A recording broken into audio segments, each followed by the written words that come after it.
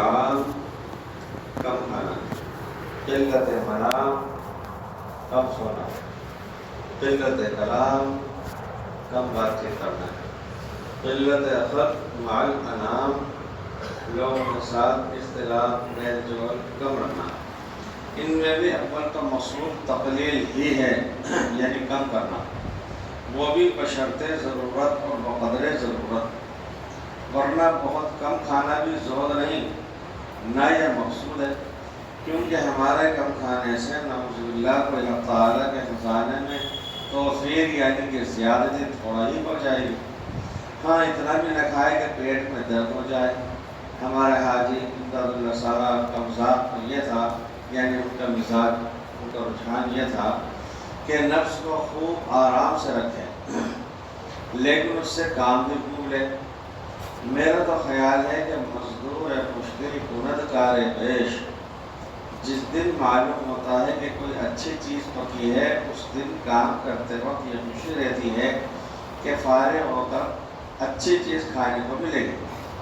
نفس کے واسطے کوئی ابھارنے والی چیز ضرور ہونی چاہیے۔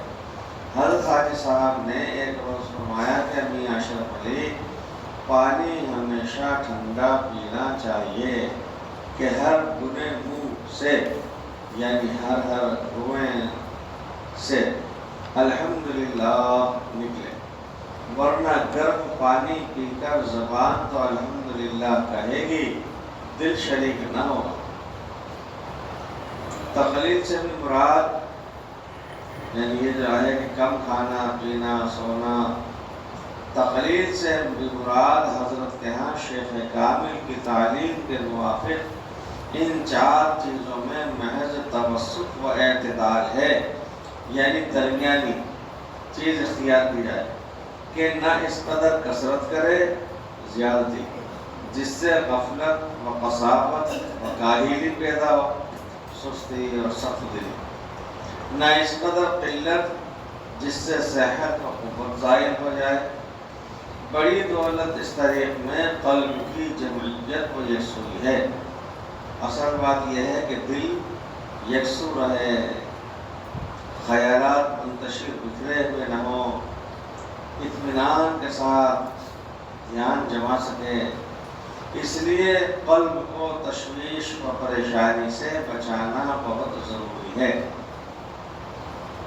کئی دفعہ اپنا تجربہ کرتے ہیں کہ نماز خوشی خصوص سے پڑھوائیں گے یا ذکر اذکار کروائیں گے، تلاوت کروائیں گے، اطمینان سے سکون سے، ایک دم سے لائٹ چلی گئی، لائٹ چلی گئی، اے سی بند ہو گیا، کولر بند ہو گیا، پنکھا بند ہو گیا، پسینے میں شرابور ہو گئے اور حبس گھٹن سے ہونے لگی، تو اپن خود محسوس کرتے ہیں جسمانی طور پر کہ ہمارے یاد میں دھیان میں فرق ہو جائے گا۔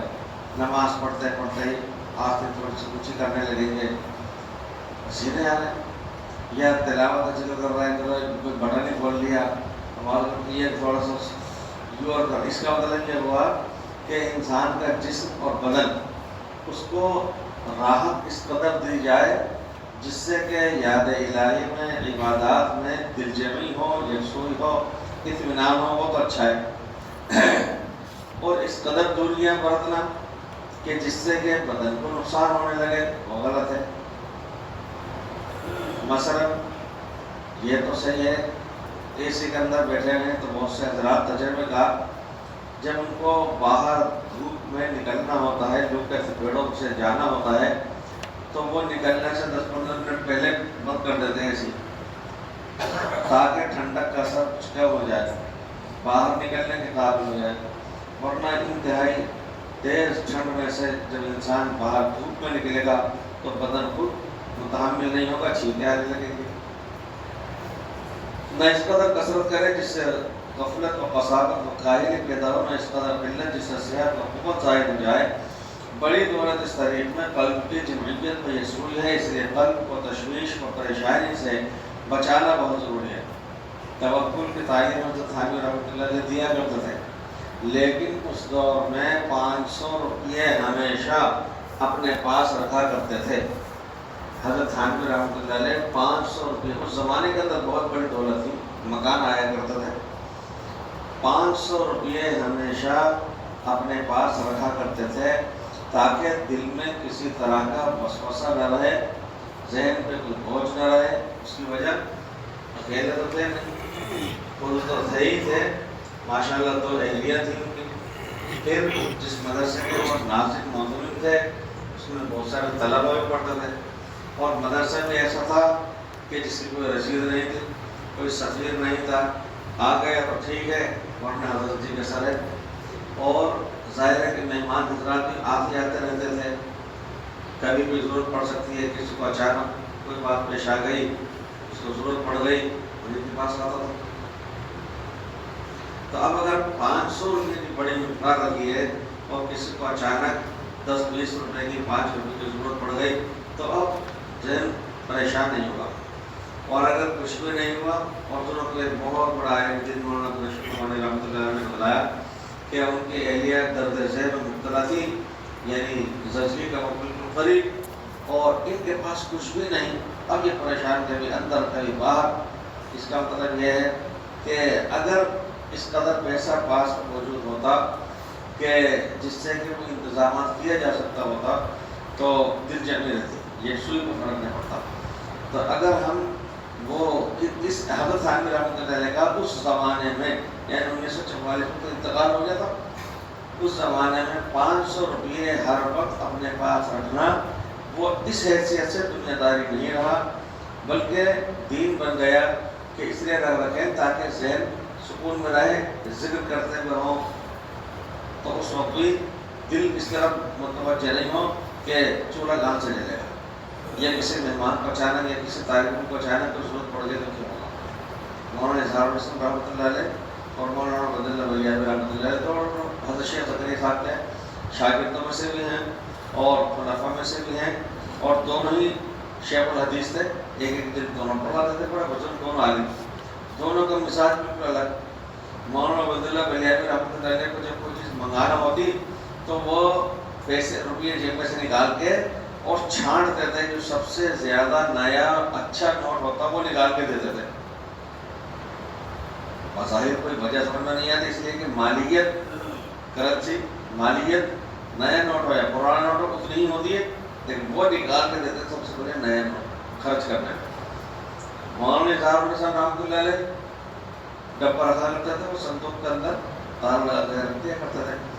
جب ان کو کوئی چیز پیسے نکالنا ہوتے تھے تو چھانٹتے تھے کہ سب سے پرانا بوسیدہ نوٹ ان میں کون سا ہے، وہ پہلے نکالتے تھے۔ دونوں بزرگوں کا الگ الگ رجحان ہے۔ مولانا عبداللہ رحمۃ اللہ علیہ گرچہ وہی بات ہے کہ کرنسی اور قیمت مالیت دونوں بھی ہے، لیکن وہ یہ فرماتے تھے اس کے باوجود انسان کا دل نئے نوٹ سے زیادہ رغبت رکھتا ہے بنسبت پرانے نوٹ میں۔ ان کو بہت سے لوگ بہت احترام سے نئے نوٹ کی گڈی پکواتے ہیں، تو ان کی نیت کے اعتبار سے وہ بہت اچھی چیز تھی۔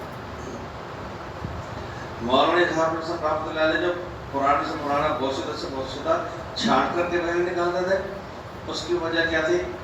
وہ امین تھے، وہاں پر امین، امانت دار، اور جتنے طلبہ ہوتے تھے 300 سے اوپر طلبہ اس زمانے میں تھے، تو امانت ان کے پاس رکھاتے تھے، ان کی امانت رہتے تھے، پیسے رہتے تھے، حساب کتاب، اور ان کا گھر بار بھی خود کا۔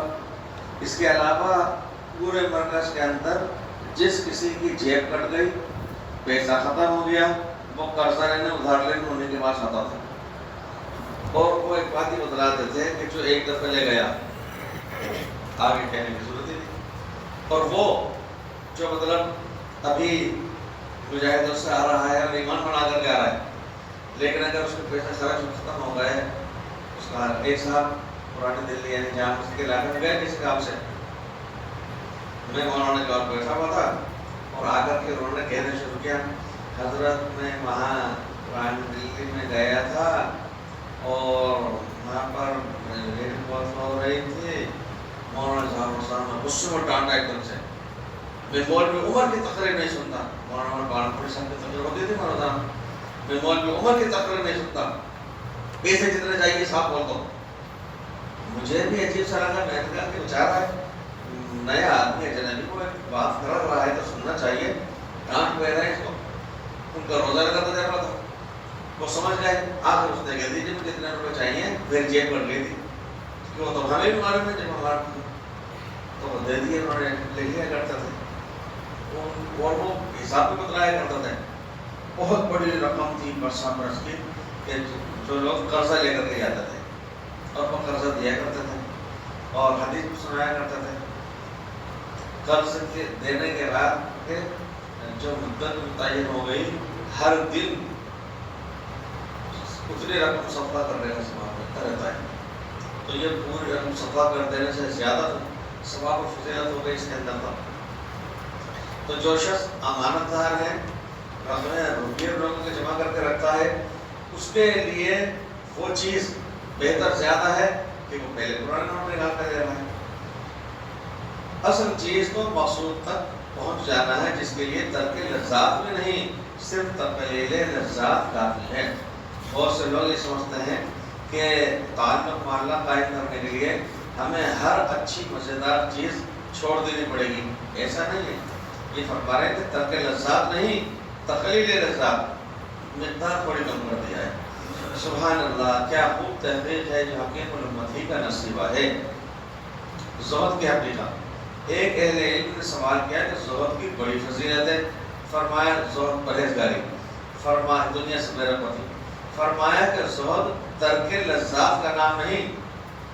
آدمی اچھی چیزیں کھانا بند کر دے, اچھے کپڑے پہننا بند کر دے, اچھی جگہ پر رہنا بند کر دے, ترک لذات کا نام نہیں, محض تقلیل لذات کافی ہے. مقدار کچھ کم کر دو. یعنی لذات میں انہماک نہ ہو کہ رات دن اسی فکر میں رہے کہ یہ چیز پکڑنی چاہیے, وہ چیز منگانی چاہیے.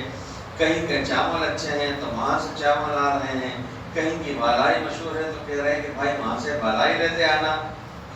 حضرت قاری ظہیر صاحب رحمۃ اللہ علیہ تو اکثر فرمایا کرتا تھا, وہ مسجد کا نام بھی بتلا دیتے, بھول گیا.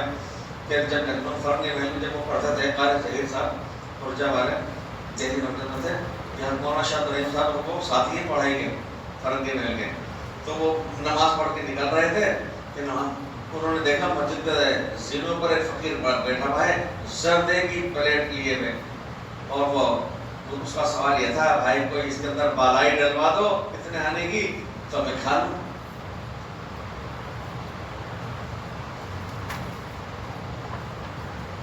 چاول اپنے بہت سے علاقے ہیں جہاں چاول اچھا ہوتا ہے, بعض علاقوں میں چاول کی پیداوار ہی نہیں, جیسے کہ پوکرن, جیسلمیر, باڑمیر, مطلب چاول کا وجود نہیں تھا پہلے. اور چونکہ پرانے زمانے کے اندر وسائل لانے لے جانے کے اتنے زیادہ نہیں تھے, اور اس لیے ایک جگہ کی چیز بہت دور مقام پہ کھانے پینے سے متعلق ہوتی تھی تو وہ پہنچتے نہیں تھی, یا پہنچتی تھی تو صرف دولت و ثروت والوں کے یہاں پہنچ پاتے تھے. تو مولانا قاری امین صاحب جو بتا رہے پروگرام کے منتظم نے وہ فرما رہے تھے, وہ سنا رہے تھے کہ وہاں چاول اتنا نایاب تھا کہ بڑے بڑے ٹھاکروں کے یہاں, زمینداروں کے یہاں کبھی دعوت میں تھوڑا بہت وہ دسترخوان پر وہ بھی کچھ آ جاتا تھا.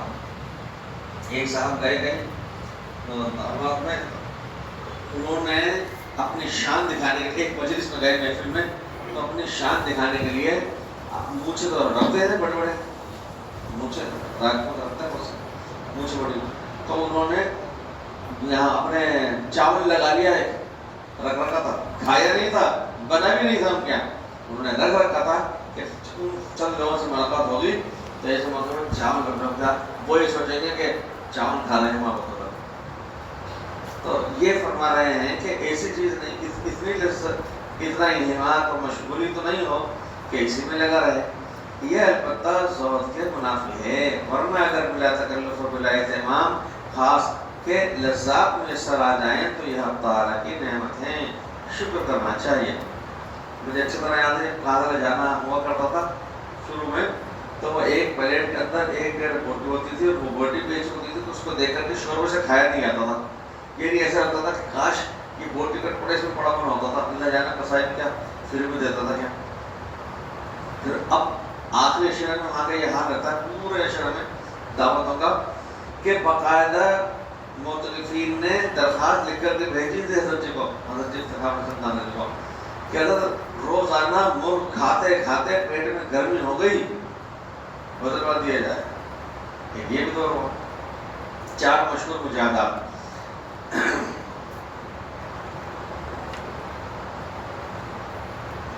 اس لیے صحت کی بہت حفاظت کریں. دماغ اور قلب، دماغ اور دل کی تفریح و تقویت ہمیشہ غذاہن و دواہن کرتا رہے. حضرت گنگوئی رحمۃ اللہ علیہ سے کہا گیا کہ حضرت مولانا صاحب کو نور نظر آتا ہے، روشنی نظر آتی ہے. فرمایا اس سے کہو کہ گھی مکھن استعمال کیا کرے، دماغ کو خوشگواری ہے. اور کچھ عرصے کے بعد یہ ہوا کہ بیچارہ باور ہو گیا. تو اس لیے فرمایا کہ دماغ اور قلب کی تفریح. میں نے ایسا سنا ہے بزرگوں سے کہ جب ذکر اذکار میں کسی کو بٹھاتے تھے، کسی کو کہتے ہیں چلہ کشی، تو اس کو پہلے تو خوب کھلاتے تھے، گھی وغیرہ خوب اچھا کھانا کھلاتے ہیں، مکھن وغیرہ مغزیات. اس کے بعد پھر مجاہد میں بٹھاتے تھے. اب جو مجاہد اس سے کروایا جاتا تھا تو اس کا بدن ہلکا ہو جاتا تھا، لیکن اس کا دل دماغ اعضائے ریسہ متاثر نہ ہو جائے، اس لیے پہلے سے بینس ڈال دیا گیا.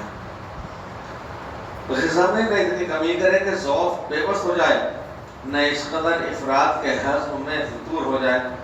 اب ایک ساتھ دعوت میں کھانا کھا لیا، اتنا کھایا کہ اٹھا نہیں آ رہا. کسی سے کہا یار کوئی حکیم صاحب کو بلا، حکیم صاحب کو بلایا کہ حکیم صاحب یہاں کھا چکا بالکل بتوا دو. وہ چورن دینے لگے ذرا سا، کہنے لگے اتنی جگہ ہوتی تو کھانے لیتا، باہر سے لیٹ پڑ دو.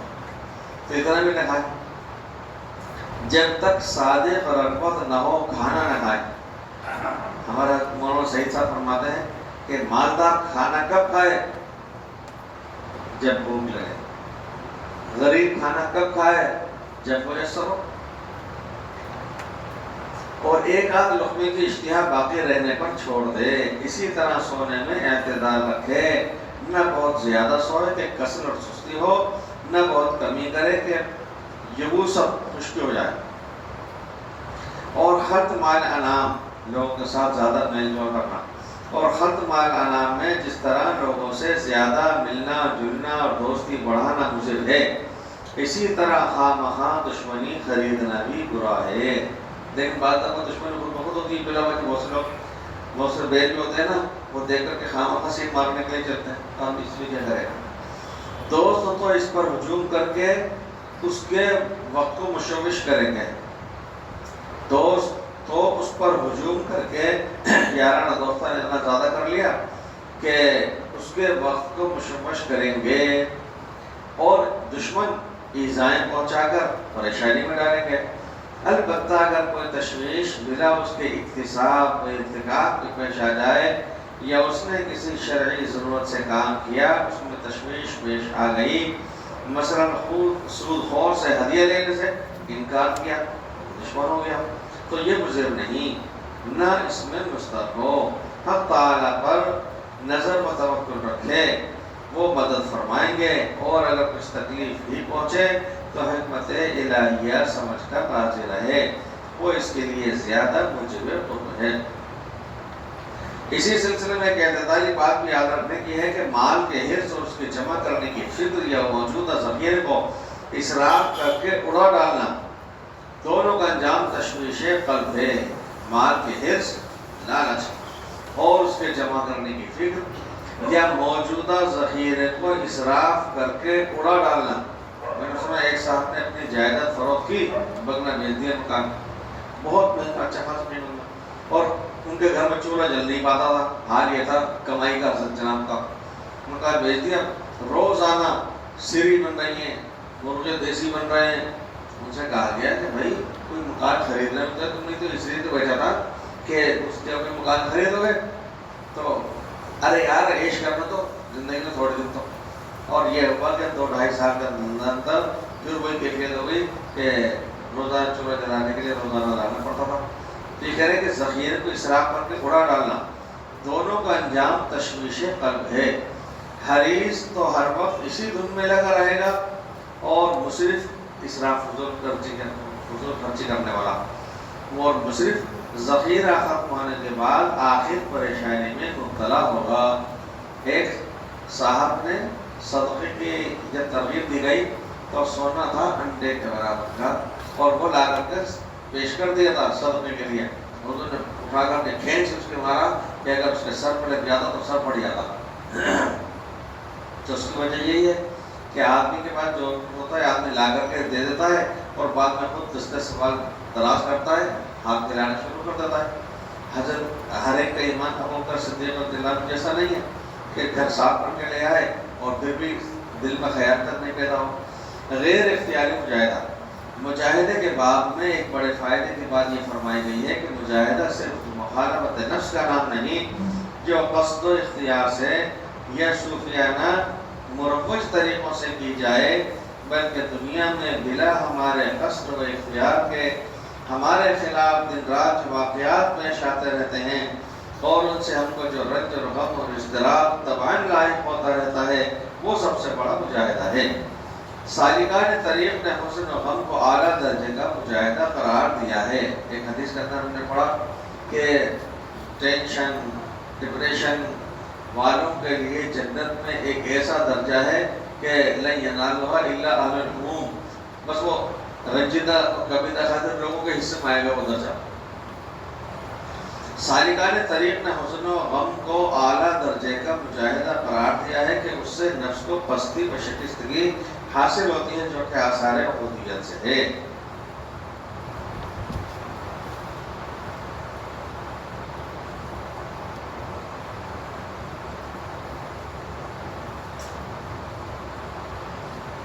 ابو علی دقاق علیہ الرحمہ فرماتے ہیں کہ حزن و غم والا اللہ تعالیٰ کی راہ طے کر کے جاتا ہے۔ حزن و غم والا اللہ تعالیٰ کی وہ راہ طے کر جاتا ہے جو اس سے محروم سال ہر سال میں طے نہیں کر پاتا۔ مجاہدے سے استحصال رضائل نہیں ہوتا۔ اسی طرح مجاہدہ و ریاضت کے متعلق یہ بھی بڑے پتے کی بات ہے کہ اس سے یہ امید نہ رکھنا چاہیے کہ نفس کی مخالفت کر کے رضائل نفس کی جڑ ہی کر جائے گی یا ان کا بالکل یہ ازالہ ہو جائے گا، محض ان کا رخ بدل جاتا ہے۔ ریاضت سے اخلاق ذمیمہ کے اصول کا ازالہ نہیں ہوتا۔ ریاضت، مجاہدہ، ذکر اذکار جو خاص طریق پر بتلائے جاتے ہیں، اجتناب، احتیاط، پرہیز بتلائے جاتے ہیں، تو ایسا نہیں ہے کہ برے اخلاق، بری عادتوں، حسد، کینہ، بغض، عداوت، گالا گلوچ ان چیزوں کی جڑ ہی کٹ جائے گی، بلکہ ان کی تہذیب ہو جاتی ہے۔ تہذیب کسے کہتے ہیں؟ تہذیب کہتے ہیں کہ درخت کو، پودوں کو مناسب معتدل انداز سے کاٹ چھانٹ کر دینا۔ جو زائد پتے، ٹہنی ادھر ادھر نکلی ہوئی ہے اس کو کاٹ دیا، تراش دیا، وہ خوبصورت سے دکھائی دے رہا ہے دور سے۔ چنانچہ باغات کے اندر یہی ہوتا ہے، اپنی جانب سے تو مالک کو اگا کر کے رکھ نہیں دیتا، جو پودے پیڑ پودے ہوتے ہیں ان کو خوبصورت انداز سے کاٹ چھانٹ کرتا ہے تو وہ ڈیزائن کے انداز ہو جاتے ہیں، خوبصورت ہو جاتے ہیں، دلکش ہو جاتے ہیں۔